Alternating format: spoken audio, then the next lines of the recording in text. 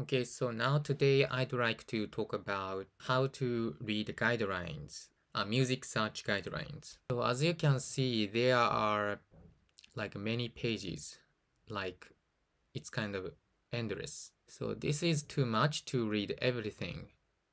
So what I can say is first things you have to check briefly, and other part you have to read when you are doing exams.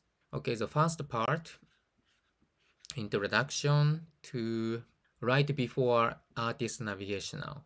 So this is the part you have to read before the exam, even the quiz. Because after artist navigational, most of the time you're gonna read during the exam.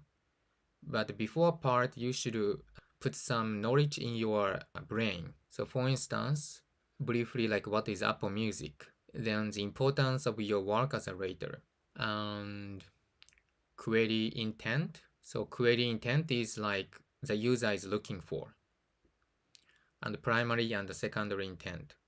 So this knowledge is very important. A primary intent is the user is looking for mainly. Secondary intent is not popular intent compared to a primary one, but it can be a second option. So let's say content relevant to a smaller group of users than for the primary intent, or lower quality, lesser known content such as unpopular covers or artist, unknown artist. And query type. And the query type, I already said, like artist navigational or song navigational or genre, these are classified separately. And misspelled queries, for instance, if the query is a weekend, but the spell is not correct for artist name, or even Lazy Gaga, not Lazy Gaga, Lady Gaga. So these kind of misspelling queries sometimes you might encounter, but you have to think about this meaning must be this one. Like Lazy Gaga, probably this one is looking for Lady Gaga kind of stuff. And the next one is user's intent. So mostly like you're gonna see the result perfect, excellent, good, acceptable, and unacceptable. For instance, the users is typing adore you, but it's not clear that's song, or so we're not sure like which song the user is looking for. For instance, the song Adore You by Harry Styles. So when you Google or YouTube, if you check, immediately you're gonna see a song Adore You by Harry Styles. That's the most popular song. That's why you can say perfect. And next secondary intent can be Miley Cyrus, excellent. The artist page, good. So you might think how you gonna rate good, acceptable kind of stuff. You can see below. So you can like briefly can understand, how you gonna rate. So for instance, next example, Adore You Jessie. So this one is the user is looking for this song specifically made by Jessie. So that's why when you encounter the song Adore You by Jessie Ware, you can rate this as perfect because the user is looking for this specific song. So even the popular song like Harry Styles, it can be rated off topic because the user is specifically looking for this song.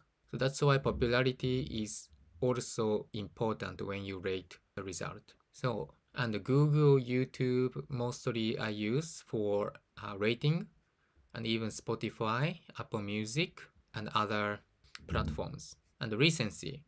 So recency is also sometimes you have to consider for rating. For instance, Let It Go from the movie Frozen is the most popular song, then 2.5 billion views. Then this other song, Let It Go by James Bay. This is also 368 million views, very popular. However, the song is from 6 years ago and is less popular than the song from Frozen. So we cannot use recency in this case. So recency also plays a big role for rating. And here tips and tricks, preview page and singles and rating non-English queries. There are some titles. And the preview page is gonna provide you with more details about the result. So for instance, like your query is hip hop and the returned result is hip hop radio by Apple Music. Then it's clear that the result is highly relevant. Hip hop. And next one, singles, album container. So this is a single album. So there's only one song that's called a single album. So it's album, but you can consider single album as one song when you rate. I'm gonna talk about it later in a different video.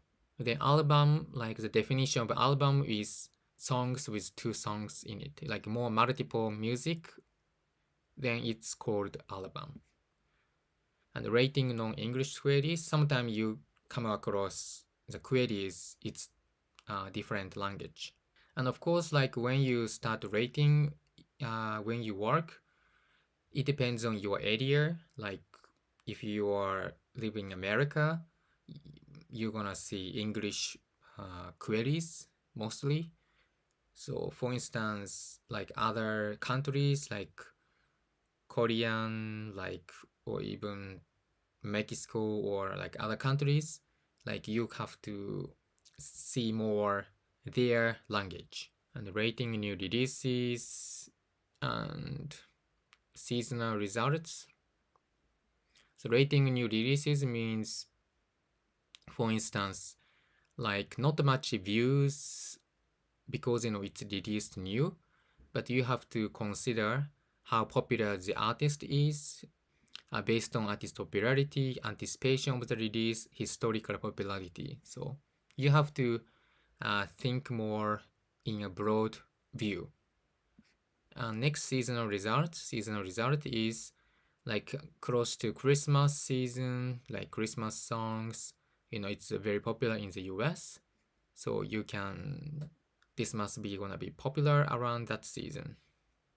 So jazz Christmas playlist should be rated higher for query jazz around Christmas time. This can be a bit tricky, but it's better to keep in your mind. And the classical music queries.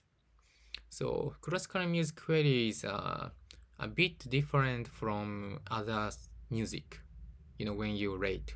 Next problem, other. Most of the time you don't see much, but sometimes if you see no image available or even no titles, then you can rate this as a problem. The thing you have to be careful is sometimes you cannot open the link in Apple Music.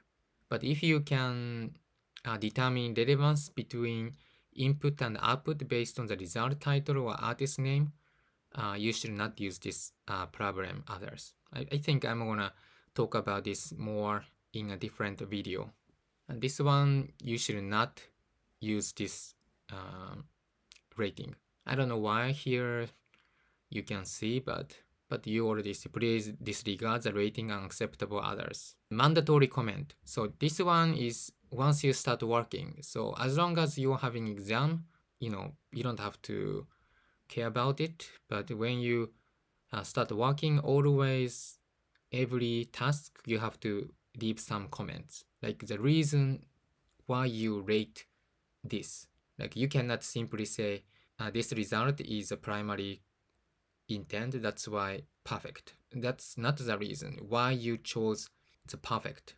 And here below, like I said before, you're gonna follow these instructions during the exam, starting at artist navigational, and here you can see perfect examples and what you have to do for rating perfect, excellent, kind of a lot of examples. You're gonna get used to it. Once you see too much sentences, how can I read everything, Even for me, it was overwhelming, but you're gonna get used to it. The song navigational and the album navigational, then you're gonna see like lots of like, like titles and checking descriptions.